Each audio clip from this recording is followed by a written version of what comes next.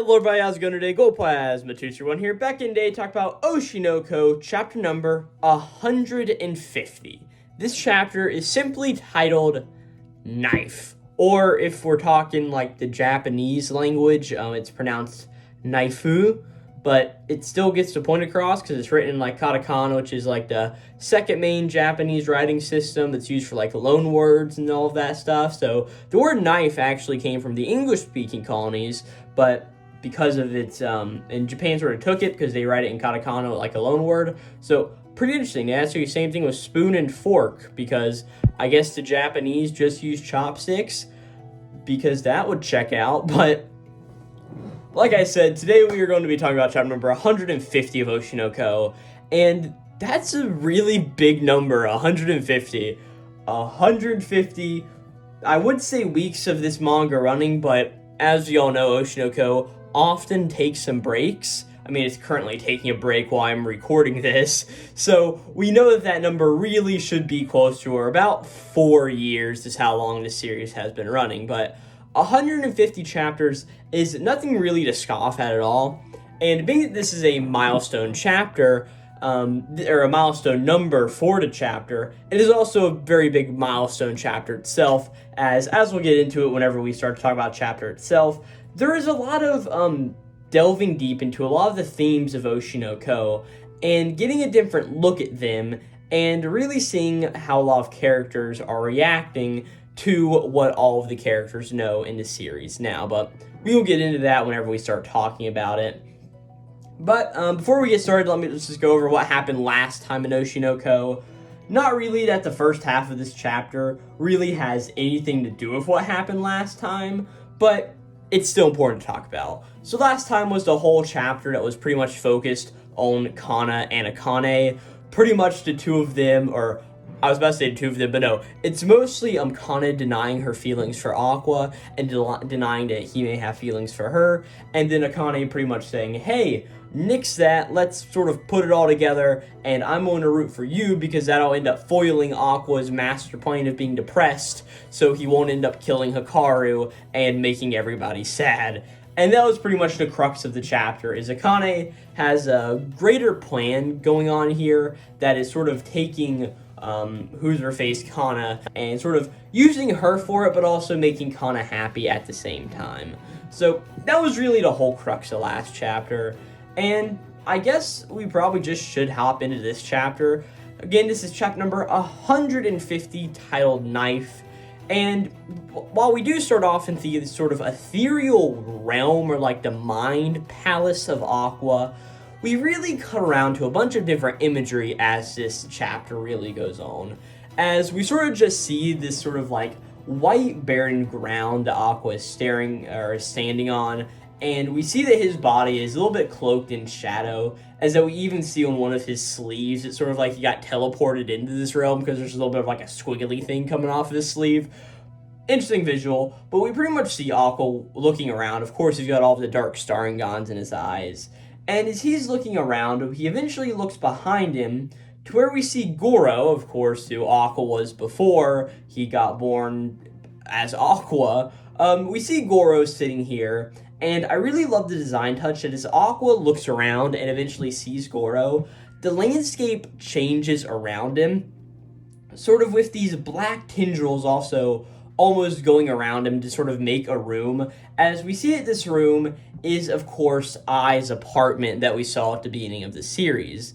Most notably, the apartment where Ai got stabbed, as we pretty much open this up as Gorou is sitting on the ground, and he has a bloody knife beside of him, and he is sitting next to the door, which obviously opened up to the balcony where Ai ended up getting stabbed, or not the balcony, but the sort of walkway there.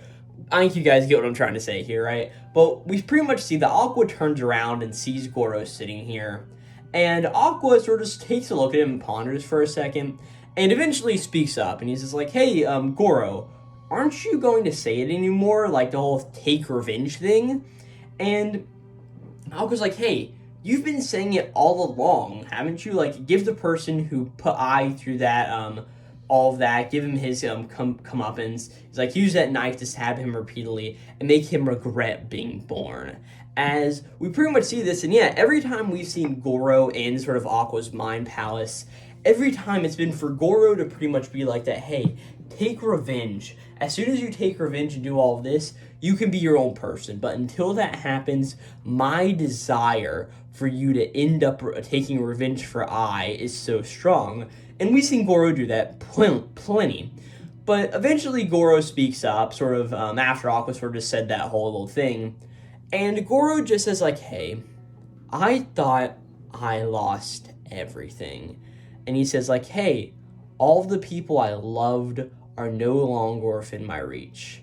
It was sad and frustrating, so I found meaning in living for revenge. As we just get a few images here, as of course whenever he says all the people I loved are no longer within my reach, we of course see a little image of Serena and an image of I, of course, the big idol and his personal idol in Serena. And of course we also see that little I sticker, like the I will forever be my idol, that was always on his medical badge there. As we pretty much continue that, Gorou just is like, hey, so I found my meaning in living for revenge. But eventually he turns around towards the door, which is now open, and he says, but Serena-chan is alive. As we look through the door, and we see Ruby, of course, walking through it, doing all of her idol things, as Gorou just continues like, hey, but Serena-chan is alive. As Ruby, she became an idol which had always been her dream, and she's smiling so happily without suffering for her illness. There is no greater salvation than that. As in this moment, we finally get a good look at Gorou's eyes, because for the first part of this chapter, we really only get one shot of Gorou's eyes, and we see that they're blank and filled with nothing. But in this moment, we see just a happy expression coming from Gorou's face, as we can tell that he is truly happy now. Like, of course, the whole big thing was he did not want Serena to deserve the fate that she ended up getting, because nobody deserves that fate at all. And especially somebody like her, who had so much drive and could do so many good things in the world. And of course, she's been reborn like that now. And she's now got this way to be your own person, while still remembering all of her dreams that she had to begin with. It is just a really, really nice sentiment, and it's just such a lot of great visuals and a really great message, right? So after Gorou says all of that, we sort of see that Aqua is sitting in that sort of like stunned silence for a second, as eventually he just speaks up and is like, yeah, I truly think so too. Because of course he's got the memories of Gorou, even though we sort of act like they're two different people, they are just one and the same.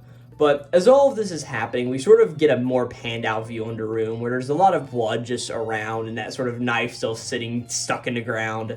But Gorou speaks up again, just saying like, hey, I've already got my reward. As he pretty much says like, hey, it won't be long now till I disappear. And he says, and hey, to you, I'll just become an old faint wound and a remnant of a distant memory that you'll occasionally recall.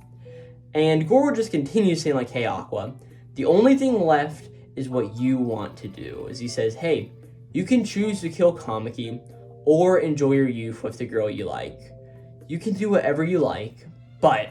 And we sort of see that Gorou sort of just goes off the rails here for a second. He's like, hey, I won't let you make a move on Serena-chan for as long as I live. She's not a good girl for a playboy like you to mess with, right? And Aqua's like, hey. He's like, you're too overprotective. But Aqua just continues saying like, hey. He's like, hey, I know that. Ruby, the person Ruby likes is you after all, right? And Aqua just is like, hey, she just sees the illusion of Gorou Amamiya in me. Aqua Hoshino is Ruby Hoshino's twin brother. She is my precious little sister in the world. And he says, and that is all that matters. And there's really a lot to break down here, as number one, okay, so Gorou is pretty much saying like, hey, his desire for revenge is going to start disappearing, so now it is truly up to Aqua for whatever Aqua plans to do, and Gorou is not going to be there to sort of sway any of that, like, hey, killed a guy, it's all gone now, alright? And I do really find it interesting as what Gorou says here, of the two options that he sort of lays out for Aqua, like, hey, you can either choose to kill Kamiki or enjoy youth with the girl you like. And the way I sort of see that is, it sort of seems like Gorou is saying like, hey, you can only really do one of those two things, but you can't have both at the same time. And as we sort of get confirmation of here on the next page, the whole thing of, hey, the girl he likes is most likely Kana. I mean, that's almost for sure. But if he ends up actually going through and killing Kamaki or Hikaru, then those things probably won't work out together. So he can only sort of choose one or do whatever else he wants to do, right? Maybe Aqua will find a loophole to get both ways. We don't really know at this point. And then sort of a confirmation of, hey, like, all right, there's no Aqua X Ruby. There never really has been. Aqua knows that for sure, but I guess all what Aqua's been doing is sort of just giving Ruby that sort of love and hope that she had wished for the longest time. But I really just love Aqua's thing of like, hey, Aqua Oshino is Ruby Oshino's twin brother. She's my only precious little sister in the world. Just a really, really, really nice sentiment, right? Even though I don't think they're the same age, so it's not like the one's littler than the other, which, okay, that's cool. But it is just a really nice note to end on, or not in this scene, because we got a little bit more, but to just have that whole idea of like, all right, what we're laying out here now is that the whole incest, plot between Aqua and Ruby is done, which I know a lot of people in the Oshi no Ko fandom love to see, myself included, right? But eventually these two just sit in some more silence after all this happens, and Gorou just gives Aqua like the teensiest little smile, just really sort of appreciating Aqua for what it's come. And he eventually just speaks up again, just saying like, oh, well, the person you like is that girl, isn't it, right? Like that genius child actor. And Aqua has this great reaction face that I would really, really want to put in the thumbnail, but I don't think it's probably the best image to put in there. As Aqua's just like, huh? What are you talking about? Oh, it's such a great image. I'll see. This may get put in the thumbnail, it may not be, but it's just such a good little image. I mean, okay, it is going into the thumbnail. That is confirmed now, right? But eventually Aqua's just like, hey, why do you bring her up all of a sudden, right? And Girl's like, hey, it all goes without saying now. As Aqua Oshino, you have romantic feelings that are appropriate for your age as an adolescent. And he pretty much, Gorou just keeps saying like, hey, despite being arrogant, she's a hard worker. She may have a sharp tongue, but she's quite sensitive. You've always liked her strong and straightforward gaze, haven't you? And Aqua is just like, yeah, I know all of that. Sort of confirming that, yeah, this is where the story is going. And I really find it funny, a little bit of a tonal shift that happens here in this chapter. Like, the first, let's see, what is it? The first, like, 8 page, or like the first 6 pages or so, or 7 pages, are all like the deeply emotional, like, hey, choose what you want to do now. I'm fading away because my happiness has been found. And then it's like, all right, here's all of the love triangle stuff that we get to get into now. Sort of showing you, yeah, this is where the series is going towards. Is this whole revelation of like, yeah, here are the siblings, or not siblings, but here are these two people who are going to be getting together, yada, yada, yada. So, a little bit interesting, right? But eventually, Gorou just speaks up again, just saying like, hey, from my point of view, I think that she is very interested in you. And he's just like, hey, I'm sure if you succeeded to just make a move. And Aqua's just like, hey, I know that too. It's sort of just yelling and sort of like cutting Gorou off all of a sudden. But Gorou's just like, hey, anyway, it's all up to you. As we see that he bends down and picks up the knife that's been, of course, wedged into the ground of this Mindscape Palace room that's been sitting here for a while. And he picks the blade up, and he sort of just like holds it in his hand and just puts a finger on the tip of it to sort of just test the sharpness, right? But eventually Gorou just says like, hey, you can step down from the role of Gorou Amamiya now. And he says like, hey, you don't have to act anymore. You're free to like someone. As he says now, how you're going to use this knife is up to you. As he ends up grabbing the blade of that knife and sort of holding it towards Aqua with the handle facing him, so Aqua can choose his own destiny going forward. And at this point, we see that Aqua sort of wakes up from a dream, as we see him just laying in bed, and eventually we see him just sort of rise up with a hand on his head, just going like, what was all of that? What was going on here? And at this point, we suddenly cut scenes to the other major scene in this chapter, which is all about Kana. As we eventually just see that Kana's just like, oh man, it's all up to me, huh? As she's sort of just repeating the words that Akane gave her last time. as we see that she's sort of just sitting here, just mindlessly looking out into her room, just not really doing much of anything, and she's really just thinking of all the things that got said last time between her and Akane, right? Most of this we didn't end up hearing, but pretty much like Kana's like, yeah, I can do this all myself, I don't need any of your help, right? But Akane's just like, hey, really, that's too bad, you better make a move before I change my mind, though, sort of saying like, yeah, Akane maybe also going for Aqua if this doesn't work out, but we know that this is probably going to work out with Kana and all of that. And what's it called?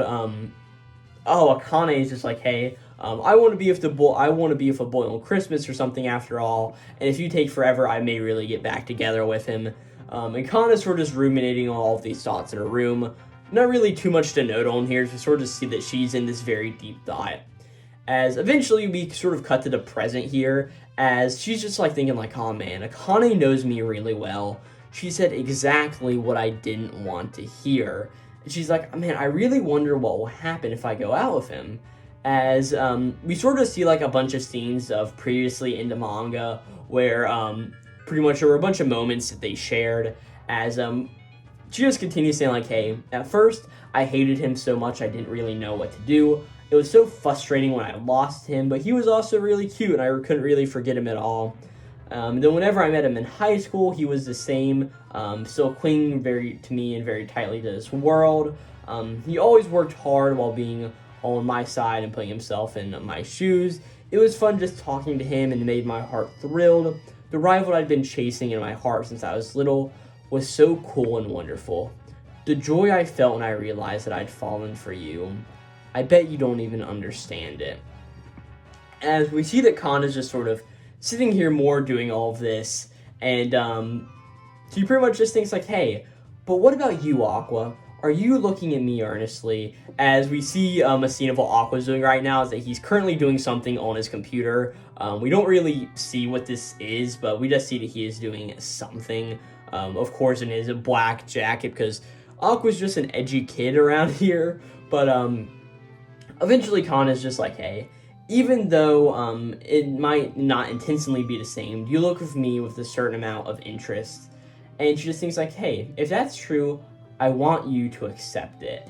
As she eventually goes and reaches down for her phone and just sends Aqua a quick little text saying like, hey, are you free on Saturday? And we see that Aqua notices this, and we see that he doesn't actually reply in this moment. Of course, we don't know if he does or if he doesn't, but we obviously don't see it here, so you just see the little message pop on the top of his phone.